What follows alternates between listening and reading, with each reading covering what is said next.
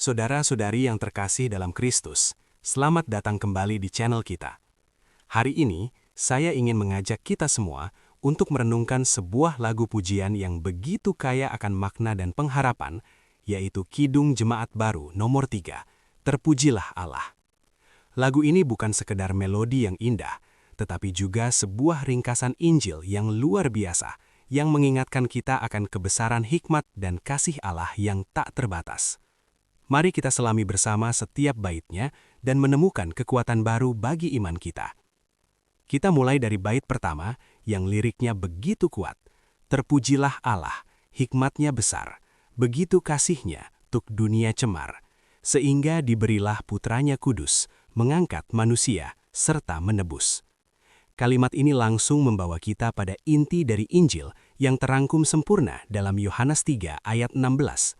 Karena begitu besar kasih Allah akan dunia ini, sehingga Ia telah mengaruniakan anaknya yang tunggal, supaya setiap orang yang percaya kepadanya tidak binasa, melainkan beroleh hidup yang kekal.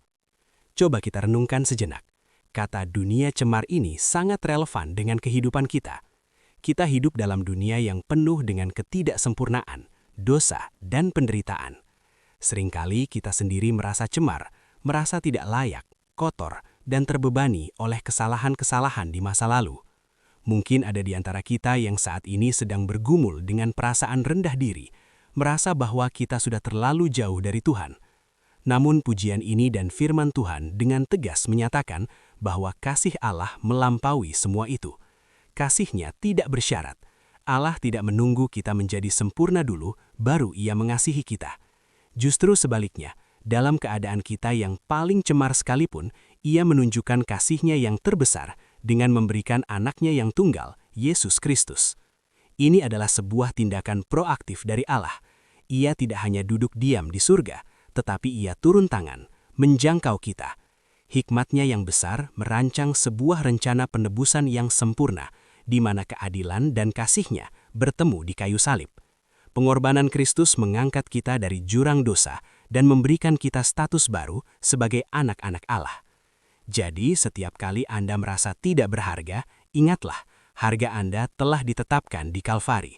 Allah melihat nilai yang tak terhingga dalam diri Anda, bahkan ketika Anda sendiri tidak bisa melihatnya.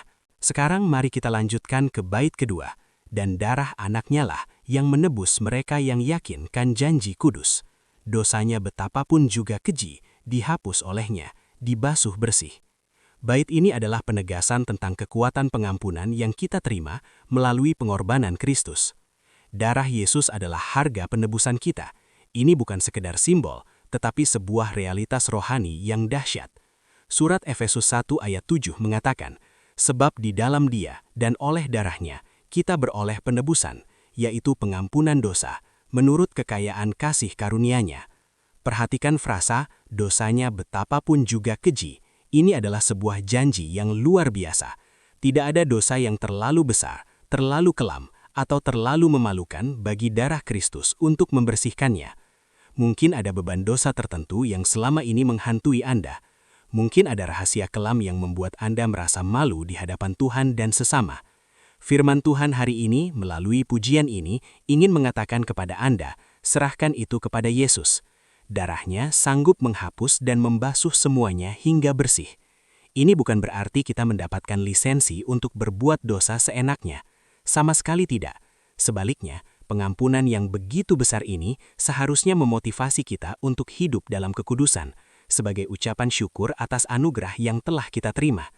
Ini adalah undangan untuk melepaskan belenggu rasa bersalah, berhenti menyalahkan diri sendiri, dan memulai setiap hari dengan lembaran yang baru, bersih di hadapan Tuhan.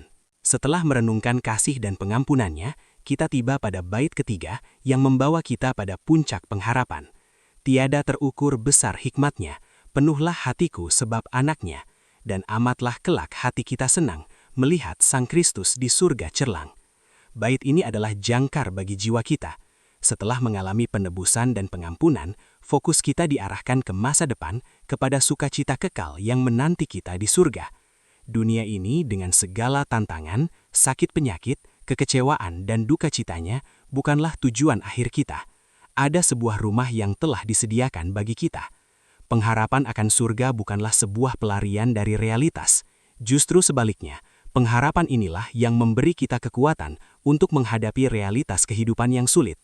Ketika kita tahu bahwa penderitaan ini hanya sementara dan kemuliaan yang kekal menanti kita, kita akan memiliki perspektif yang berbeda dalam menjalani setiap masalah. Bayangkan sukacita yang akan memenuhi hati kita saat kita akhirnya bertatap muka dengan Juru Selamat kita, Yesus Kristus. Di sana, seperti yang dikatakan dalam Wahyu 21, tidak akan ada lagi air mata, tidak akan ada lagi maut, tidak akan ada lagi perkabungan, atau ratap tangis, atau duka cita. Semua yang lama telah berlalu. Inilah pengharapan yang membuat iman kita tetap menyala, yang memberi kita alasan untuk terus berjuang, melayani, dan mengasihi di tengah dunia yang gelap ini. Saudara-saudari, lagu Terpujilah Allah ini adalah harta karun rohani. Ini adalah ringkasan dari perjalanan iman kita, dimulai dari kesadaran akan kasih Allah yang tak terbatas di tengah keberdosaan kita, dilanjutkan dengan pengalaman pengampunan total melalui darah Kristus, dan diakhiri dengan pengharapan yang pasti akan sukacita kekal di surga. Jadi, apa yang bisa kita bawa pulang hari ini? Pertama, hiduplah setiap hari dalam kesadaran bahwa Anda sangat dikasihi Tuhan. Lepaskan segala perasaan tidak layak dan terimalah identitas Anda sebagai anak Allah yang berharga. Kedua, jika ada dosa yang masih membebani Anda, datanglah kepadanya dengan jujur. Terimalah pengampunannya yang cuma-cuma dan mulailah hidup dalam kebebasan. Jangan biarkan masa lalu mendikte masa depan Anda. Ketiga, pegang erat-erat pengharapan akan surga. Jadikan itu sebagai sumber kekuatan Anda saat menghadapi badai kehidupan. Ingatlah, tujuan akhir kita adalah bersama Kristus selamanya. Marilah kita hidup dengan hati yang meluap dengan pujian. Pujilah Allah, sebab hikmat-Nya sungguh besar dan kasih-Nya tak terukur. Amin. Terima kasih telah bergabung dalam renungan hari ini. Jika Anda diberkati, jangan lupa untuk menyukai video ini, bagikan kepada teman dan keluarga, dan berlangganan channel ini agar kita bisa terus bertumbuh bersama dalam iman. Sampai jumpa di video selanjutnya. Tuhan Yesus memberkati.